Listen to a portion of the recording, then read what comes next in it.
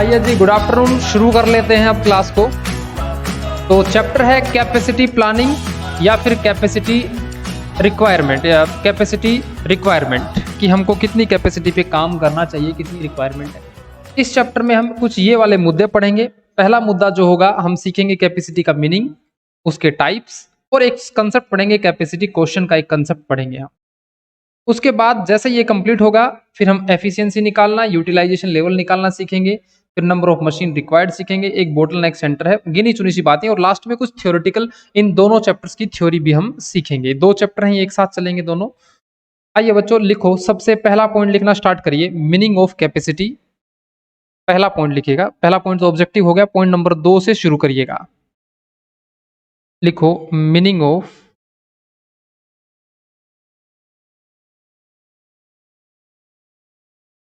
Capacity. हमको meaning of capacity में क्या पढ़ना है? देखो, सुनो मेरी बात। बात कुछ ऐसे है कि हमारी एक कंपनी है, ये है हमारी कंपनी। देखो, थोड़ा सा ना बिजनेसमैन बन के सोचना। इस चैप्टर में ना थोड़ा सा ओनर बन के सोचोगे ना, तो ज्यादा काम कर पाओगे, और नौकर बन के सोचोगे तो काम मतलब सोच ज्यादा नहीं पाओगे। हाँ जी वैभव, जय श्री कृष्णा। तो ये हमारी कंपनी है, और हमारी कंपनी क्या करती है, वो फर्नीचर का काम करती है। फर्नीचर बना के उनको बेचने का काम कर रही है। आप मालिक हैं, ध्यान रखना। तो फर्नीचर को अपन क्या करते हैं, एक तो अपने को चाहिए फर्नीचर के लिए मटेरियल चाहिए। सुनो मेरी बात, हमको मटेरियल चाहिए। दूसरा, हमको लेबर की रिक्वायरमेंट है। तीसरा, हमको बहुत सारे ओवरहेड्स लगेंगे, उनकी रिक्वायरमेंट होती है। जैसे कॉस्टिंग में पढ़ते हैं अपन, इन सबको हम मिलाते हैं, मिला के हम करते हैं प्रोसेस। और ये बच्चों, ये जो प्रोसेस होती है ना, ये मशीनों से होती है। Process by machine. Process by, हम जो काम करते हैं ना, वो मशीनों से काम करते हैं। Processed by machine. और ये मशीन जो है, ये लास्ट में हमारा बना देती हैं आउटपुट। ये लास्ट में हमारा बना देती हैं आउटपुट। जो हम आउटपुट है, वो हम अपने कस्टमर को क्या करते हैं, sell out, sales to customer, sales to customer. इस चैप्टर में हमको क्या पढ़ना है? इस चैप्टर में ये पढ़ना है कि फ्यूचर की जो डिमांड रहेगी, फ्यूचर की एक्सपेक्टेड, डायग्राम कॉपी में बना लेना। फ्यूचर एक्सपेक्टेड जो डिमांड बोल दो या सेल्स बोल दो, पिछले चैप्टर में हम ये निकालना सीखे हैं कि आने वाले समय में फ्यूचर की डिमांड और कितनी होने वाली है, पिछले चैप्टर में सीखे। अब हम ये जानेंगे कि जो हम फ्यूचर की डिमांड होगी ना, उसके बेसिस पे हम मटेरियल रिक्वायरमेंट नहीं पढ़ेंगे, लेबर रिक्वायरमेंट नहीं पढ़ेंगे, ओवरहेड रिक्वायरमेंट नहीं पढ़ेंगे। ये हम कॉस्टिंग में पढ़ते हैं। ध्यान है आपको, चैप्टर एक बजट चैप्टर आता है फर्स्ट ग्रुप में, जिसमें हम पढ़ते हैं material requirement budget, labour hours budget, machine hours budget पढ़ते हैं। इसी प्रकार यहाँ अब ऑपरेशन मैनेजमेंट में ना हम सिर्फ मशीनों की बात करेंगे, क्योंकि ऑपरेशन मैनेजमेंट ये बोलता है कि जो आपके रिसोर्सेज हैं, उनको मैनेज करना है सिस्टमेटिक तरीके से। तो बच्चों, हम यहाँ जो बात करने वाले हैं ना, ये बात करने वाले हैं, इस मशीन की बात करने वाले हैं कि भैया इस मशीन की कैपेसिटी कितनी है। कैपेसिटी मतलब how much work can be done, how much work can be performed by one machine. उसी को क्या बोलते हैं, कैपेसिटी। एक मशीन अधिकतम कितना काम परफॉर्म कर सकती है, उसको क्या बोलेंगे हम, कैपेसिटी। अब इस कैपेसिटी को हमको क्या करना है, कुछ 3 पार्ट्स में डिवाइड करना है ना। इस कैपेसिटी को आप 3 पार्ट्स में डिवाइड करेंगे, या एक काम करो, नेक्स्ट हेडिंग बना लो। पहले एक डायग्राम को कंप्लीट कर लो, ये वाला एक डायग्राम बना लो, ये वाला। अब इसी के बाद इसी के अंदर एक नेक्स्ट हेडिंग बना लेना, types of capacity. Point number 3 बना लेना, types of capacity.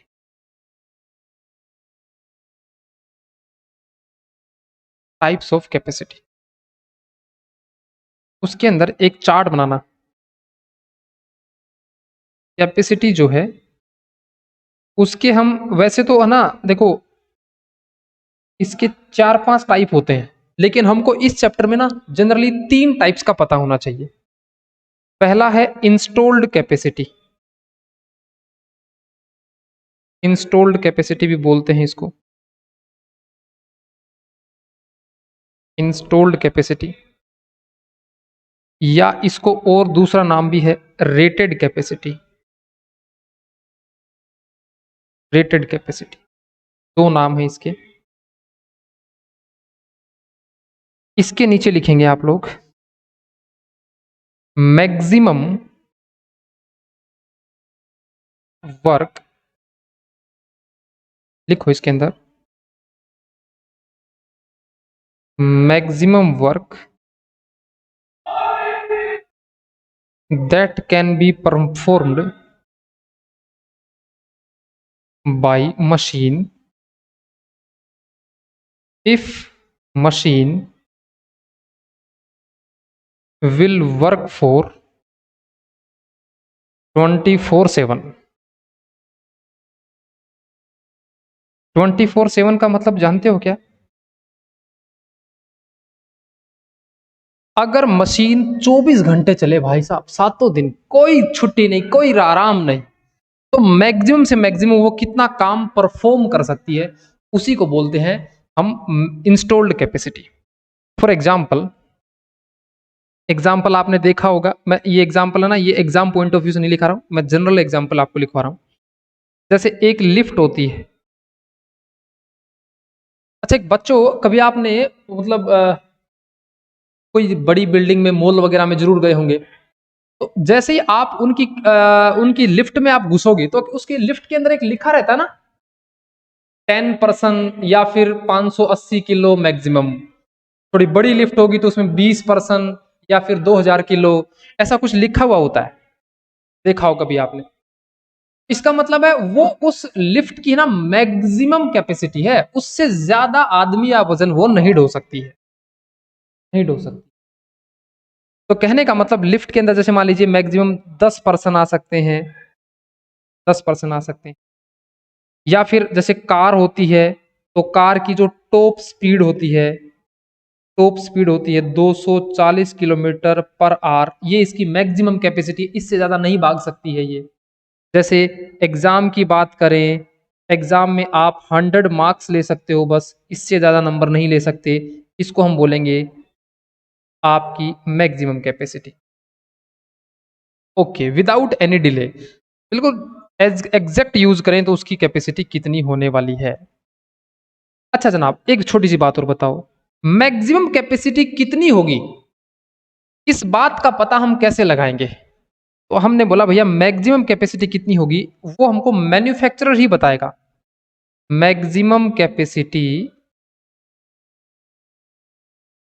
Maximum capacity है वो as per manufacturer specification,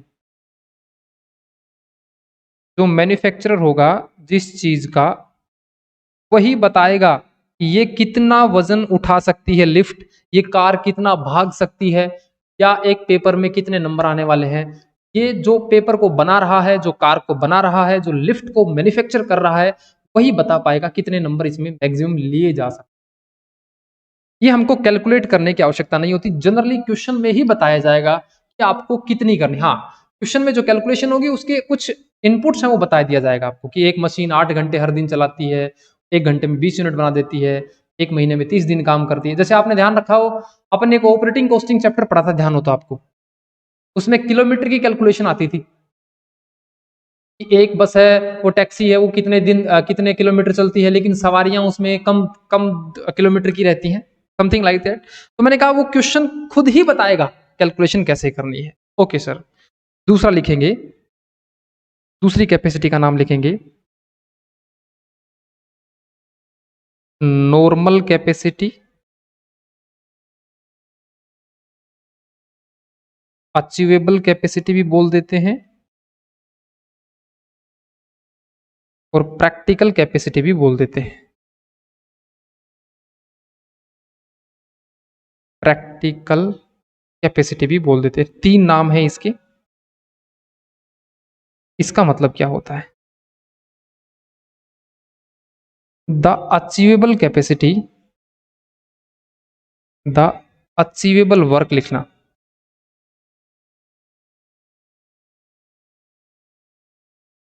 achievable work that can be performed after considering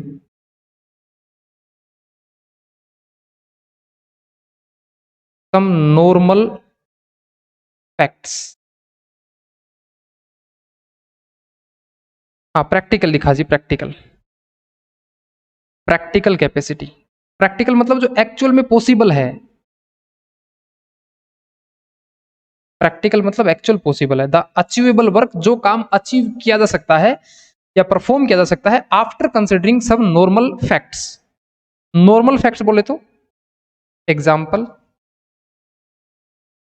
example जैसे कुछ 365 दिन होते हैं एक ईयर में, 365 दिन होते हैं, लेकिन इसमें से कुछ छुट्टियां तो होंगी ही होंगी,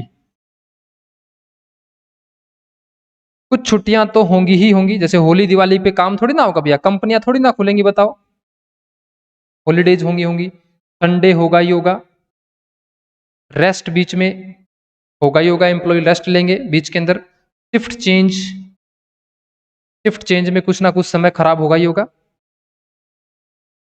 तो आपको कुछ 365 दिन काम नहीं कर पाएंगे।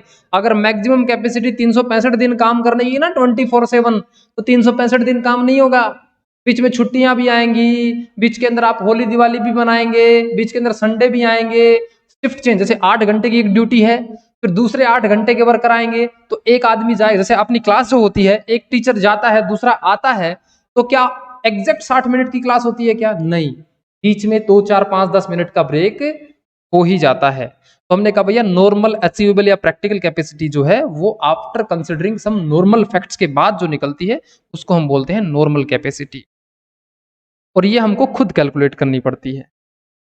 ठीक है, लास्ट में होता है actual capacity,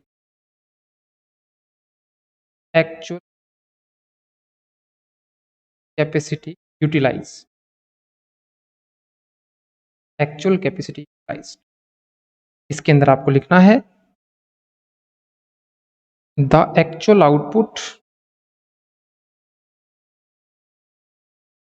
produced by such machine, जितना एक्चुअल में अपन बनाएंगे वो आपकी एक्चुअल कैपेसिटी यूटिलाइज्ड होगी। फटाफट से यहां तक लिख लिए, एक एग्जांपल और कराऊंगा मैं इसका नीचे आपको, फटाफट एक बार यहां तक लिख के बताओ मेरे को। ये हमेशा गिवन होगा, क्वेश्चन के अंदर ही गिवन होगा, ये हमेशा क्वेश्चन के अंदर गिवन होगा, ये कभी कभी हमको निकालना पड़ सकता है, कभी कभी हमको निकालना पड़ सकता है, निकालना पड़ सकता है। चलो बच्चों एक एग्जांपल देखो इसी के नीचे,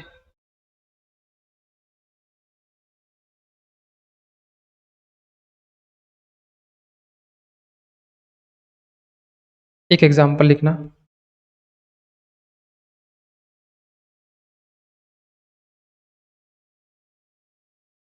नोट्स अच्छे से बना लेना, क्वेश्चंस में दिक्कत नहीं आएगी।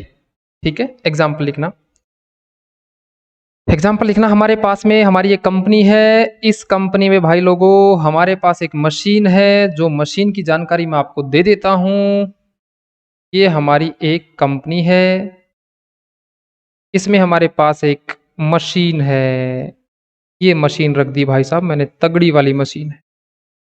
इस मशीन की खास बात क्या है मैं बता देता हूं आपको। ये मशीन है, ये क्या कर सकती है, ये 8 घंटे काम करती है पर डे, पहली जानकारी ये है। दूसरी, 365 दिन होते हैं पूरे साल में, ए days in year,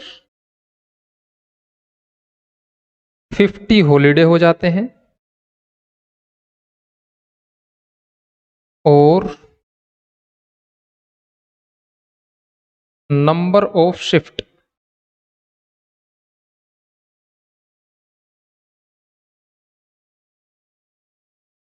per day, 3 shift होती हैं पर डे, 3 शिफ्ट होती हैं। इतनी जानकारी मैंने आपको दे दी है। अब बच्चों आपको कुछ डेटा निकालना है। लिखो। सबसे पहले मैं आपसे जानना चाहता हूं, और एक डेटा और दे देता हूं, एक डेटा और दे देता हूं, पांचवा, 10 यूनिट्स पर आवर। ये जो मशीन है ना, ये 10 यूनिट्स बना सकती है 1 घंटे में। अब मैं आपसे जो जो सवाल पूछूंगा ना, वो सवाल आपके जवाब देने हैं। सबसे पहला सवाल है, व्हाट इज मैक्सिमम कैपेसिटी? बताइए मैक्सिमम कैपेसिटी कितनी होगी? तो देखो, इस मशीन को देख के आपको खुद ही पता लग जाएगा कि भैया देखो, ये 10 यूनिट्स बनाती है 1 घंटे में। एक दिन, एक शिफ्ट में 8 घंटे काम करेगी, 8 घंटे काम करेगी। और दिन में 3 शिफ्ट होंगी। 3 शिफ्ट मतलब 8 घंटे, एक बार एम्प्लॉय आएगा, फिर दूसरा एम्प्लॉय आएगा, फिर मतलब फैक्ट्री है वो 24/7 चलती है। 3 शिफ्ट में काम करेगी। और 8 3 और ये कितने दिन तक काम कर सकती है? 365 दिन तक काम कर सकती है। तब बच्चे बताओ, अगर ये मशीन रुके ही ना, तो भैया कितनी कितनी यूनिट्स बना डालेगी? कितनी यूनिट्स बना डालेगी? 87,600। 87,600 यूनिट्स बना डालेगी। अच्छा, एक काम और करना, एक फैक्टर और लिख लेना इसमें, छठा फैक्टर और लिख लेना। छठा फैक्टर लिख लेना, 1 आवर लोस्ट। यहां मत लिखना, ठीक है ना? यहां मत लिखो। चलो मैं आपसे दूसरा क्वेश्चन कर लेता हूं, उसी में लिखवा दूंगा। लिखो, what is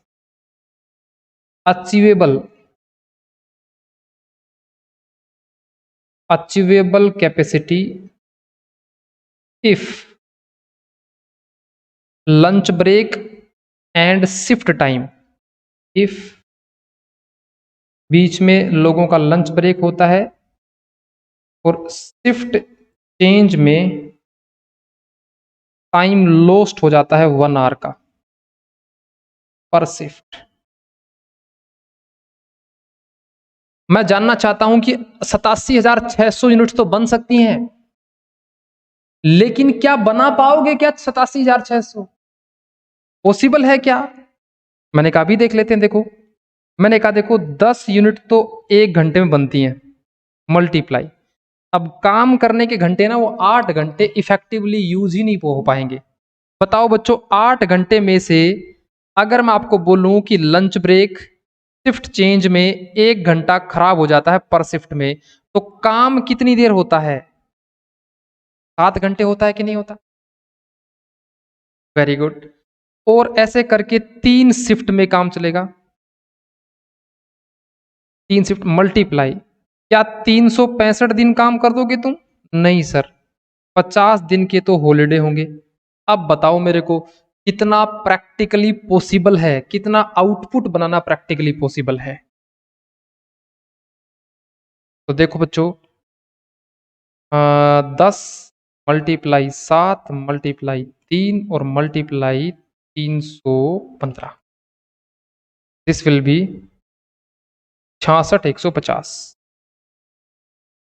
66,150 unit banana possible है, अगर आप बिल्कुल बढ़िया तरीके से काम करेंगे तो।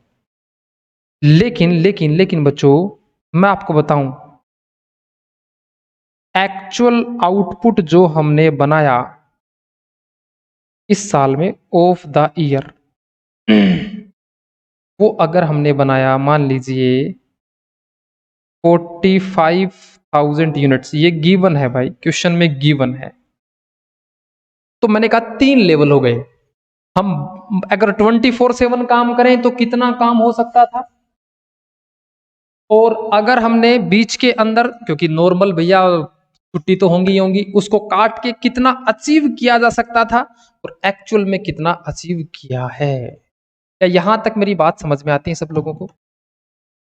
अब 2-3 एमसीक्यू क्वेश्चन होंगे छोटे छोटे इसी से जुड़े हुए, वो भी आपको नीचे लिखने हैं। लंच ब्रेक लिखो बच्चों, इसी के नीचे एक क्वेश्चन लिखेंगे। ये सारा निकालने के बाद इसी के नीचे एक क्वेश्चन नंबर ए लिखना। क्वेश्चन नंबर ए के अंदर लिखना,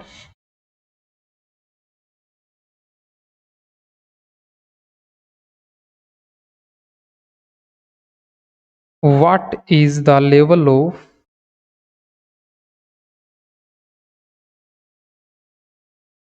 एफिशिएंसी ऑफ प्लांट या फिर मशीन। मैं आपसे जानना चाहता हूं, ये जो मेरा प्लांट है, ये जो मेरा प्लांट है, इसकी एफिशिएंसी कितनी है, कितने परसेंट एफिशिएंटली होके काम किया? क्या आप बता सकते हैं? हम 66,150 यूनिट्स बना सकते थे, लेकिन बनाई कितनी है? 45,000। तो क्या हम एफिशिएंट हैं? नहीं, हम कम एफिशिएंट हैं। तो कैसे लिखूं भाई, कैसे लिखूं? एफिशिएंसी इक्वल टू, लिखो एफिशिएंसी इक्वल टू, हमने 45,000 ही यूनिट बनाई है, जबकि हम 66,150 यूनिट्स बना सकते थे। मल्टीप्लाई 100, बताओ बच्चों कितना परसेंट है? 45,000 बनाया है, डिवाइड 66,150 बना सकते थे, मल्टीप्लाई 100। हमारी एफिशिएंसी है वो 68.02% है। तो फॉर्मूला क्या बना है? फॉर्मूला लिख लो, actual output divide by achievable output.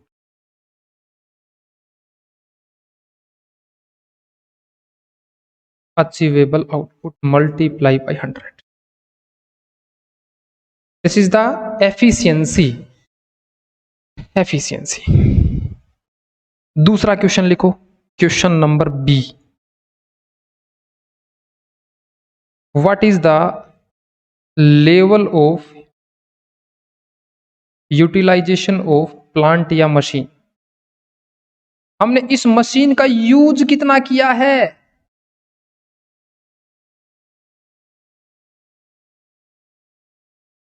Machine तो हमने कहा, देखो भैया, यूटिलाइजेशन लेवल,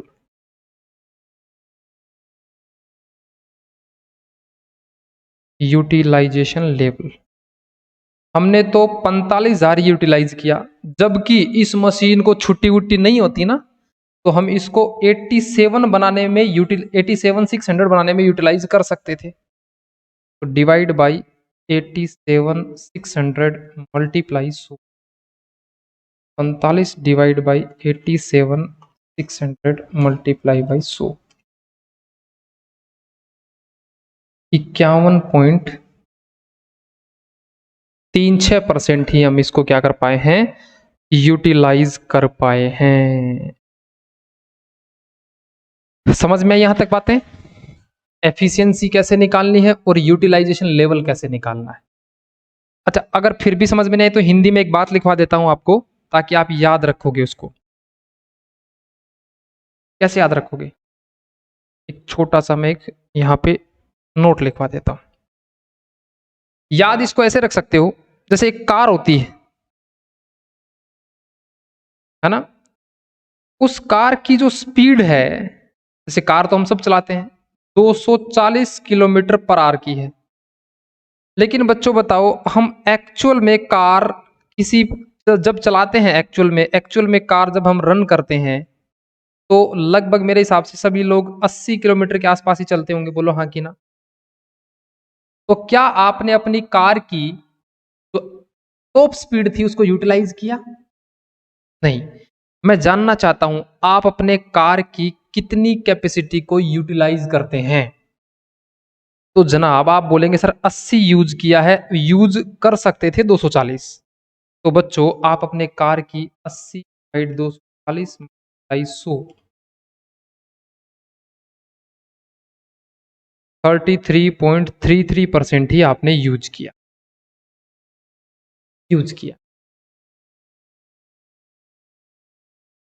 तो आपके पास अवेलेबल रिसोर्स कितने थे और यूज कितना किया। अब ये लिखना नहीं है, ये लिखना मत, ये ठीक है ना, मैं समझा रहा हूं, बस लिखने का काम यही तक था। ये वाला कार वाला एग्जांपल लिखना नहीं है कॉपी के अंदर। अच्छा जनाब, मैंने कहा जिस रोड पे आप चलते हो, जिस रोड से आप जा रहे थे, उस रोड के ऊपर ना आप 100 भाई स्पेशल एक्सप्रेस वे है, ये एक्सप्रेस वे है, इसके ऊपर 150 की स्पीड से तो चला ही सकते थे तुम। तो बताओ तुम एफिशिएंट कितने हो, कितनी एफिशिएंटली गाड़ी का स्पीड का यूज किया। तो आप बोलोगे साहब 80 था, हम 150 यूज कर सकते थे। हमारी एफिशिएंसी कितनी, 80 डिवाइड 150, हमारी एफिशिएंसी है 53.33%। समझ में आई बात। ओके सर, सर ये बैठा नहीं है एग्जाम्पल, और बताओ कोई। मैंने कहा एक बात बताओ, आप जो है ओएम के पेपर में 100 नंबर का पेपर होता है, नॉर्मली सभी बच्चों के 80 नंबर आ जाते हैं, लेकिन आपके 60 ही नंबर आए। तो मैं आपसे जानना चाहता हूं आपकी एफिशिएंसी लेवल क्या है। तो आप बच्चों बोलोगे सर नॉर्मल लोगों के 80 आते हैं, हमारे 60 आए। 60/80। और मैंने कहा तुमने कितने परसेंट मार्क यूटिलाइज किए, मतलब ऑब्टेन किए। तो आप बोलोगे 60/100। ये यूटिलाइजेशन, ये आपकी एफिशिएंसी। समझ में आई बात, क्या यहां तक बातें क्लियर हैं। तो ये मुद्दा यहां पे हो गया है क्लियर। नेक्स्ट मुद्दे की तरफ बढ़ा जाए। देखो मशीन से बात चली थी, हमारी कैपेसिटी से बात चली थी, एक मशीन से बात चली थी, प्लांट से बात चली थी। उसमें हमने 3 पार्ट्स करे, 3 पार्ट्स को हमने समझा, 3 पार्ट्स को समझने के बाद कुछ क्वेश्चन आंसर किए, maximum capacity, achievable capacity, actual capacity, फिर एफिशिएंसी लेवल, फिर यूटिलाइजेशन लेवल। बिल्कुल 90 भी आते हैं नवीन, अपने कोचिंग में ही आए हुए हैं शायद के आसपास, आराम से आ सकते हैं क्योंकि छोटा सिलेबस है ना, और सिस्टमेटिक सिलेबस है, और कोई ज्यादा सिलेबस नहीं है, थ्योरेटिकल और प्रैक्टिकल वही घुमा फिरा के आता है क्वेश्चन। ठीक है जनाब, चलिए जनाब, तो यहाँ पे क्वेश्चन नंबर बी हमारा ये पॉइंट भी पूरा हो गया है। तो ये पॉइंट कौन सा वाला था, point number 3, types of capacity के बारे में बात कर ली है हमने। अब लिखेंगे बच्चों पॉइंट नंबर 4 लिखेंगे। पॉइंट नंबर 4, इस पे लिखो capacity question.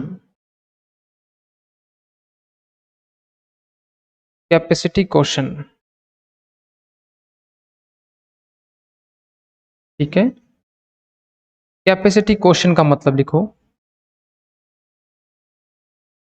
The access capacity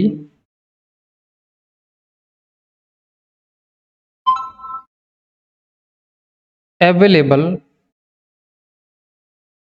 over the normal use, over the normal use। भैया जितनी एक्सेस कैपेसिटी रह जाती है, अनयूज्ड कैपेसिटी है ना, या मैं इसको दूसरे भाषा में बोल सकता हूं अनयूज्ड, अनयूज्ड कैपेसिटी जो है उसी को हम बोलते हैं कैपेसिटी क्वेश्चन। तक अभी क्वेश्चन नहीं आता, अभी तक कभी क्वेश्चन नहीं आया। वैसे क्वेश्चन है ना, क्वेश्चन किसको बोलते हैं, जैसे सोफा सेट के ऊपर जो छोटे छोटे तकिए रखे जाते हैं ना, तो गोले से ऐसे बना के उसको ऐसे बैठ जाते हैं अपन, उसको बोला जाता है क्वेश्चन। लेकिन यहाँ पे ये क्वेश्चन वर्ड का प्रयोग है ना, ये कैपेसिटी के साथ किया गया है, और यहाँ इस क्वेश्चन का मतलब है access capacity over the used capacity. Used capacity के बाद जो एक्सेस कैपेसिटी बच गई ना, उसको हम बोलते हैं क्वेश्चन। इसमें कोई ज्यादा मुद्दा था नहीं। पॉइंट नंबर 4 हमारा कंप्लीट हो गया है। नेक्स्ट पे चलते हैं। देखो नेक्स्ट और क्या पढ़ना है हमको। नेक्स्ट पढ़ना है हमको how to calculate number of machine required. Point number 4 के बाद लिख लो बच्चा पॉइंट नंबर 5। पॉइंट नंबर 5 लिखना है आपको। लिखो point number 5, how to calculate number of machine required for satisfying for satisfying the market demand. हम जानना चाहते हैं कि अगर हम अपने मार्केट के ग्राहकों को संतुष्ट करना चाहें, मतलब उनकी डिमांड को मीट आउट करना चाहें, तो प्रोडक्शन कितना करना पड़ेगा? Market demand.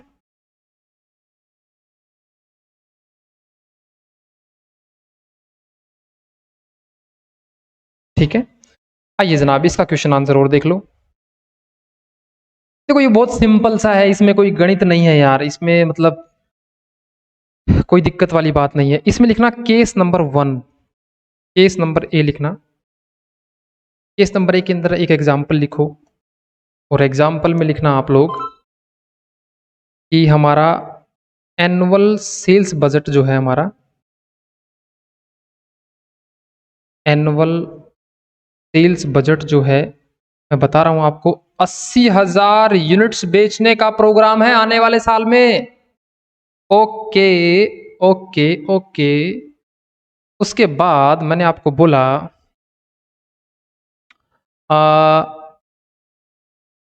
Machine capacity equal to,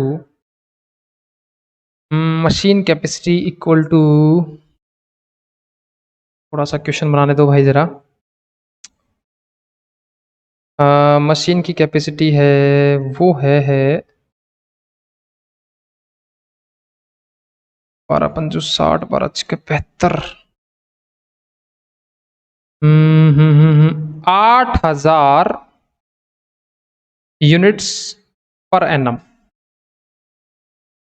can be produced by one machine. एक मशीन है ना, वो एक साल में 8,000 यूनिट ही बना सकती है, बस खत्म। तो मैं आपसे जानना चाहता हूं बच्चों कि बताइए कितनी नंबर ऑफ मशीन मुझे लानी पड़ेंगी 80,000 यूनिट प्रोड्यूस्ड करने की? इसमें यार मेरे हिसाब से तो कोई कंसेप्ट है ही नहीं सर। ये भाई सीधी सी बात है, 80,000 यूनिट्स बना, एक मशीन 8,000 यूनिट बनाएगी और फिर वो बंद हो जाएगी। बोले भाई अपन नहीं चलेंगे, अपन 8,000 तक ही। तो बच्चों क्या ये कैलकुलेशन भी तुम मेरे से कराओगे क्या रे? सीधी सी गणित है यार, इसमें क्या बताऊं मैं आपको। मशीन 10 मशीन चाहिएगी ये टास्क को परफॉर्म करने के लिए। अच्छा जनाब देखो ये तो सिंपल बात हो गई, इसी बात को और ताम झाम लगा के कैसे पेश किया जाएगा? अब है ना, ये हमारा थोड़ा सा पागल बनाएंगे हमको केस नंबर बी में। केस नंबर बी में थोड़ा सा पागल बनाएंगे। पागल कैसे बनाएंगे? अब ये आर्स में जानकारी दे देंगे। आर्स में कैसे जानकारी देंगे? देखो ये बोलेगा एनुअल सेल्स करनी है 50,000 यूनिट्स, फिर मशीन टेक्स, मशीन टेक्स या मशीन प्रोड्यूस लिखो, मशीन प्रोड्यूस कर सकती है भाई लोगों 10 यूनिट पर आवर। एक घंटे में ना वो 10 यूनिट बना सकती। Okay, life of one machine, मैं आपको बताऊं एक मशीन है ना, वो मेरे भाई, वो मेरे भाई 2,000 घंटे की ही लाइफ है। 2,000 घंटे की लाइफ है। बस मैं आपसे जानना चाहता हूं, बताओ नंबर ऑफ मशीन कितनी चाहिएगी? बच्चों इसका सॉल्यूशन कैसे करें? सबसे पहले हम देखेंगे कि कितने घंटे मशीन चलानी है टोटल। तो बस एक कैलकुलेशन करेंगे, total number of hours required for 50,000 units. 50,000 unit बनाने के लिए कितने घंटे मशीनों को लगातार काम करवाना पड़ेगा? सर केस ए दिखा दो, आयुष लो भाई केस ए लो। तो बच्चों क्या बता सकते हो आप? कितने घंटे हमको काम करना पड़ेगा? सिंपल सी बात है सर, देखो 50,000 यूनिट बनानी है, 10 यूनिट बन जाती है 1 घंटे में ही। 1 घंटे काम करो 10 यूनिट बन जाएंगी। तो क्या ऐसा कर दूं क्या मैं, आप 50,000 यूनिट बनानी है और 10 यूनिट 1 घंटे में बन जाएंगी, तो क्या 5,000 घंटे ही काम करना पड़ेगा? मल्टीप्लाई मत कर देना रे गधो, मल्टीप्लाई मत कर देना, थोड़ा दिमाग का प्रयोग करना है, ठीक है? 5,000 घंटे काम करना है हमको। और बच्चों, अब अगर मुझे नंबर ऑफ मशीन निकालना हो तो मैं बोलूंगा, देखो टोटल मुझे मशीनें चाहिए 5,000 घंटे के लिए। एक मशीन है वो 2,000 घंटे के लिए ही होगी, 2008 पर मशीन। तो भैया 5,000 डिवाइड बाई 2,000, क्या बच्चों 2.5 मशीन हो गई। और बच्चों, बच्चों एक बात बताओ, क्या 2.5 मशीन मार्केट में मिलेंगी क्या? आप दुकान पे जाना, आप दुकान पे जाके बोलना भाई साहब 2.5 मशीन दे दो। नहीं सर, नहीं नहीं, कितनी मशीन लानी पड़ेंगी? 3 मशीन, खत्म। ओके, एक केस नंबर ओ ले लो, एक केस नंबर और ले लो, सी केस नंबर और ले लो, खत्म। फिर सी केस नंबर और ले लो, case number C, case number C. Some time लिख लो, एक नोट लिख लो इसके अंदर, some time how many machines, some time how many machines should be purchased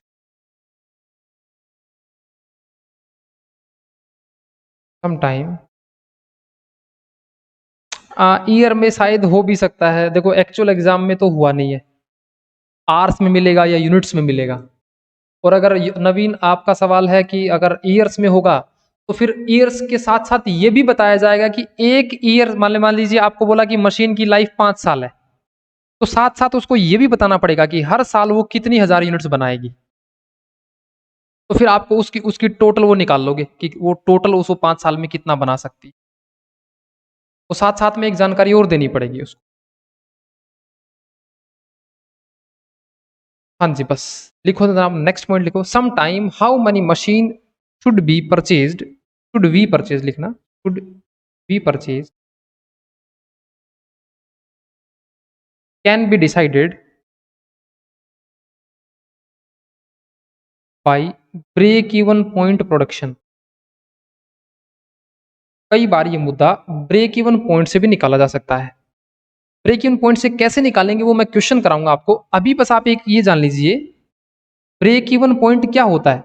अच्छा एक बात बताओ यार, मार्जिनल कॉस्टिंग पढ़ी है अपन ने, और मार्जिनल कॉस्टिंग में हमने पढ़ा भी है ब्रेक इवन पॉइंट का मतलब वो पॉइंट जिसके ऊपर प्रॉफिट जो है वो टोटल कॉस्ट के बराबर होता है, पढ़ा है ना?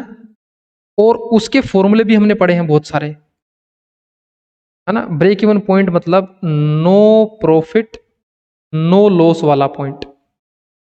और आपको ध्यान हो तो मैंने ऐसे बनवाता था, मैं ऐसे ऐसे बनवाता था मैं, ऐसे बनवाता था। आपको सबसे पहले लिखते थे सेल्स, फिर घटाते थे वेरिएबल कॉस्ट, फिर घटा आता था कंट्रीब्यूशन, उसमें से घटाते थे हम फिक्स्ड कॉस्ट, तो ये आता था प्रॉफिट।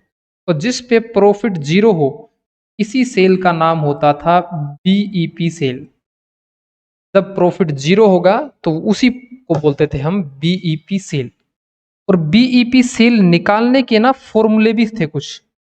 एक तो था हमारा fixed cost divide by contribution, fixed cost divide by contribution, है ना? जस्ट एक मिनट रुको। एक हमारा था बीईपी, बीईपी यूनिट्स में निकालने का था fixed cost divide by contribution,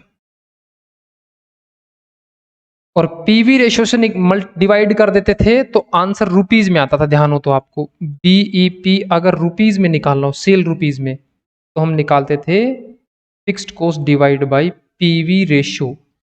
upon operation management में इस वाले फॉर्मूले का यूज नहीं करेंगे, हम इस फॉर्मूले का यूज करेंगे यहाँ पे। ये हम कॉस्टिंग में दोनों यूज करते थे, अपने ओएम के अंदर हम ये यूज करेंगे ऑपरेशन मैनेजमेंट में। जब हम बीईपी निकालेंगे ज़्यादातर क्योंकि हमको यूनिट्स में बीईपी निकालनी पड़ती है यहाँ पे, तो यूनिट्स में निकालने के लिए हम fixed cost divide by contribution का सहारा लेंगे। ओके, फटाफट से लिखिए बस कंसेप्ट वाला पोर्शन, एक पॉइंट और बचा है कंसेप्ट का, फिर हम इसके प्रैक्टिकल पोर्शन पे आ जाएंगे। फटाफट लिखो यहां तक, फटाफट केस नंबर सी तक।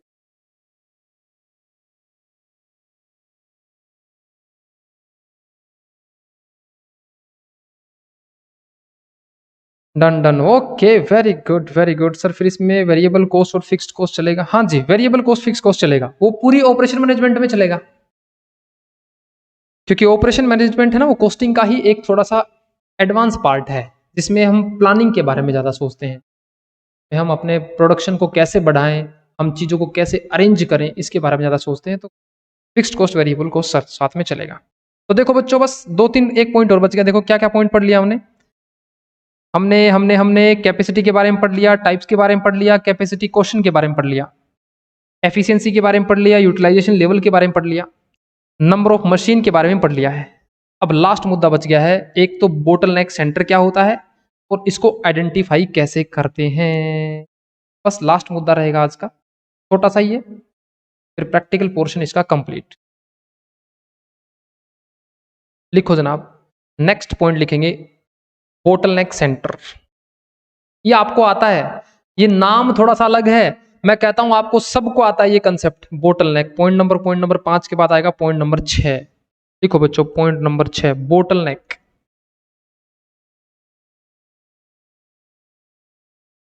बोटलनेक सेंटर देखो, मैं आपको ना पहले बिना लिखे समझा देता हूं बोटलनेक सेंटर का मतलब। देखो भक्तों, मुझे ना दारू की बोतल बनानी, मेरा अपना लिकर का कारोबार है। लिकर देखिए क्या आप लोगों ने कभी? शेरनी का दूध बोलते हैं उसको। कोई भी ड्यू पीने से डर तो नहीं जाएगा, लेकिन वो पीने से चला जाता है। भाटी साहब बोल रहे सर हमने कभी नहीं देखी। मैंने कहा कोई बात नहीं, शराब का सेवन वैसे भी स्वास्थ्य के लिए हानिकारक होता है, कभी पीनी भी नहीं चाहिए। सुनो, लेकिन मुझे ना शराब बनानी, ठीक है? अब शराब बनानी है ना, तो शराब बनाने के लिए कई प्रोसेस लगती है। मैंने कहा देखो, एक प्रोसेस ये है मेरी, आप भी डब्बे बना लेना, ठीक है ना? मैंने कहा प्रोसेस नंबर 1 या प्रोसेस नंबर ए है, इसके अंदर जो भी मशीनें लगी हुई हैं वो क्या कर सकती हैं, वो 200 लीटर शराब बना सकती हैं पर वीक।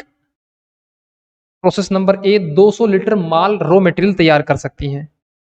ये माल ट्रांसफर होगा प्रोसेस नंबर बी में। ये आता है देखना आपको, जैसे ही आप लास्ट में पहुंचोगे ना इस कंसेप्ट पे, आप बोलोगे सर ये तो हमको पहले से ही आता, इतना आसान है क्या? मैंने कहा ऐसे ही ना, फालतू कंसेप्ट इसमें लगा रखा है। फिर मैंने कहा ये होती है जनाब प्रोसेस नंबर बी।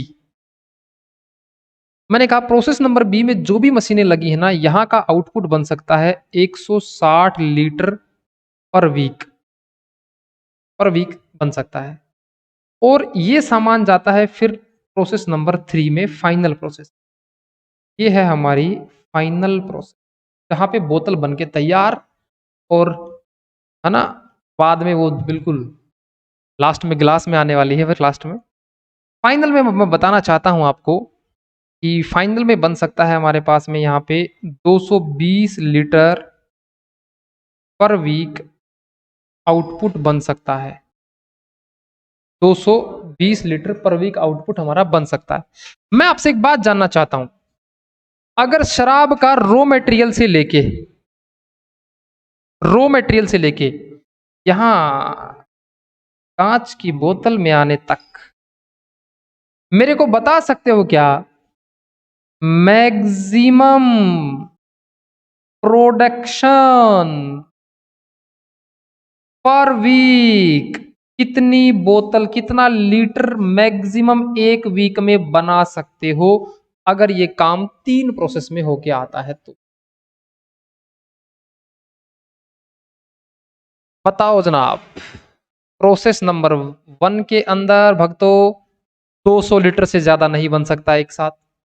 तो ये यहां प्रोसेस होएगा, तो यहां इन तो 200 हो जाएगा, लेकिन यहां आउट 160 ही होगा, आउट 160 ही होगा। तो बच्चों ये इसका मतलब ये जो है ना, ये वाला प्रोसेस है ना, ये हमारे प्रोडक्शन को लिमिट कर रहा है, इसमें से आउटपुट कम निकल रहा है। This is my bottle neck. Bottle neck मतलब कि नेक बोतल जैसी हो, इन तो ज्यादा हो जाए लेकिन आउट कम हो, उस एक्टिविटी उस सेंटर को बोलते हैं बोटल नेक सेंटर। तो बच्चों बच्चों बच्चों 160 यहां आउट होगा, यहां इन ही 160 होगा। जब इन ही 160 होगा तो आउटपुट 160, इनपुट से ज्यादा आउटपुट कभी हो नहीं सकता। तो मैक्सिमम आउटपुट कितना बना पाओगे आप? 160 बना पाओगे, 160 बना पाओगे। हमने लिखा भाई साहब मैक्सिमम प्रोडक्शन पर वीक बनेगा 160 लीटर ही बनेगा। क्यों बनेगा बताओ? Because process B is our bottle neck. ये बोटल नेक है, इसमें से ज्यादा आउटपुट बन ही नहीं सकता, इसमें 160 ही बन सकता है,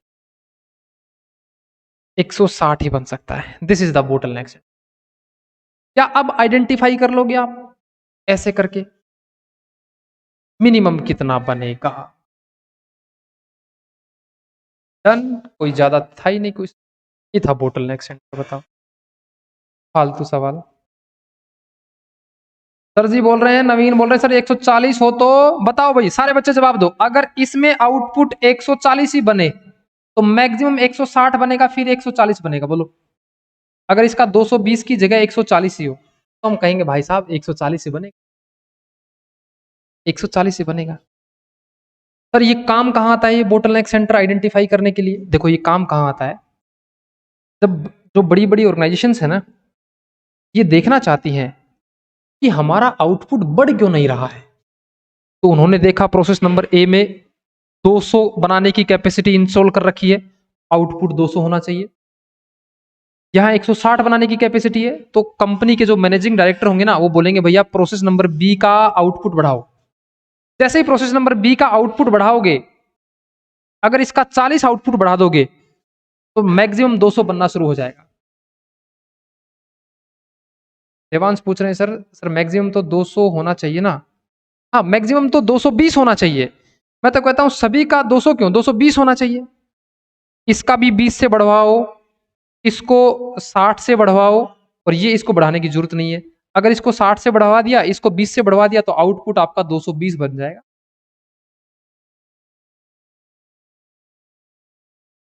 लेकिन हमको एग्जाम में इतना नहीं करना कि किसको क्या बढ़ाना है, डिसीजन मेकिंग नहीं करनी हमको। हमको बस एग्जाम में ये बताना है कि डेटा दिया हुआ होगा, डेटा में से आपको ये बताना है कि कौन सी एक्टिविटी के कारण हमारा प्रोडक्शन बढ़ नहीं रहा है। जिस एक्टिविटी या जिस सेंटर के कारण नहीं बढ़ रहा है उसकी गर्दन पकड़ लो और उसको बोलो तेरे को ऑपरेशन मैनेजमेंट में बोटल नेक सेंटर का नाम दिया है, तू ही मेरा बोटल नेक सेंटर है। ओके जनाब, क्या यहां तक बात समझ में? अब थोड़ा सा होमवर्क लेके जाओ।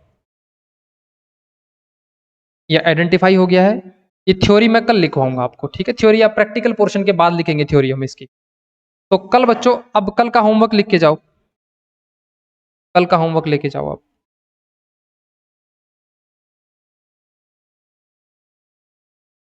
अतुल जैन साहब आप मेरे को ना व्हाट्सअप कर देना, मैं आपको कल की क्लास भेज दूंगा। अब चलती क्लास में कैसे दिखाऊं यार, क्या बात करते हो आप भी, ये क्लास रिकॉर्ड भी हो रही है।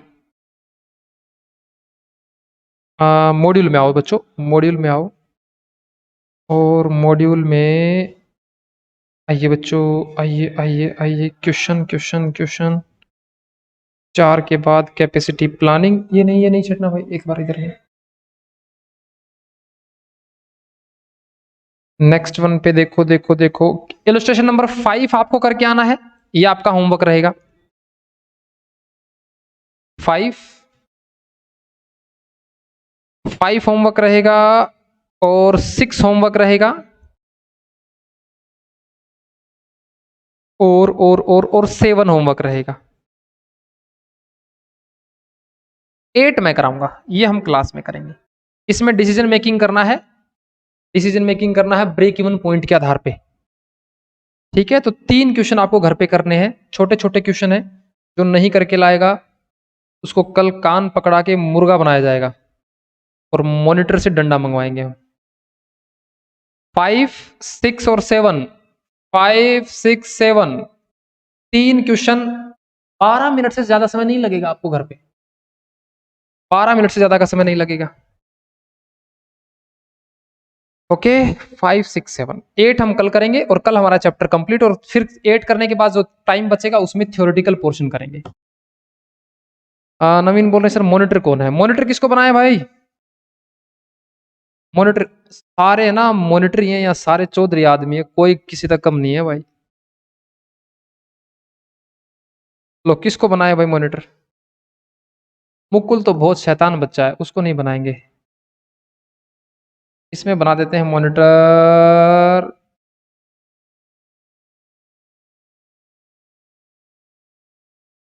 मुकुल ये जिम्मेदारी नहीं निभा पाएगा। विनय को बना देते हैं, विनय बहुत अच्छा लड़का है, विनय को बना देते हैं, और सौरभ को बना देते हैं, भाटी साहब को। 2 बच्चे मॉनिटर हैं। कल डीसीसी के इलेक्शन के लिए फॉर्म भर देना भाई, अब की बार आपको चुनाव में खड़ा होना है अध्यक्ष के पद के लिए, है ना। और सीएम में नहीं बने ना, वो अध्यक्षगिरी धीरे रह जाएगी तुम्हारी। तो चलो बच्चों बाय बाय, आज के लिए 3 होमवर्क है, फटाफट से करके आना है, कल मिलेंगे आपसे, बाय बाय। तब तक के लिए कल हमारा चैप्टर कंप्लीट हो जाएगा जनाब। Thank you very much, bye bye. चलो नमन को आज से मॉनिटर घोषित कर दिया। नमन बोल सर मेरे को बना दो। तू मॉनिटर बन के नाजायज फायदा तो नहीं उठाना चाहता?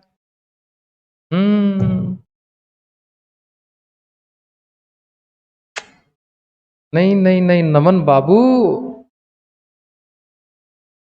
मॉनिटर बनने के बाद में ना मॉनिटर के कई फैन हो जाते हैं क्लास में, कई सारे फैन हो जाते हैं, और आप फैन बना के मेरे हिसाब से अपने इंस्टाग्राम फॉलोअर बढ़वा लोगे आप। चलो आपको बना देंगे मॉनिटर, है ना। बहुत तेज है ना मन। एक लड़की भी होनी चाहिए सर मॉनिटर। अच्छा लड़कियों में भी काबिलियत है यहाँ, वैसे होनी तो चाहिए थी। किसको बनाए भाई? कौन बैठती थी आगे आगे? नहीं पीछे बैठती थी एक लड़की।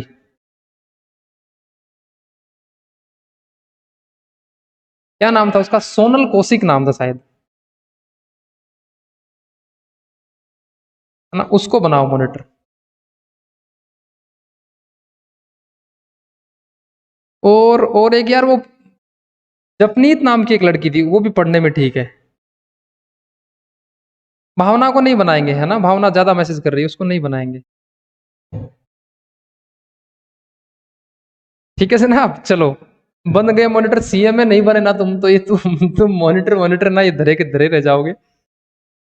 ये में बनना चाहिए आदमी को, मॉनिटर तो बनेगा। एक बात बताऊं आपको, स्कूल लाइफ में जो मॉनिटर बने हैं ना, कॉलेज लाइफ में, कॉलेज के बाद वाली लाइफ में उन्होंने कभी मॉनिटरों वाले काम नहीं करे।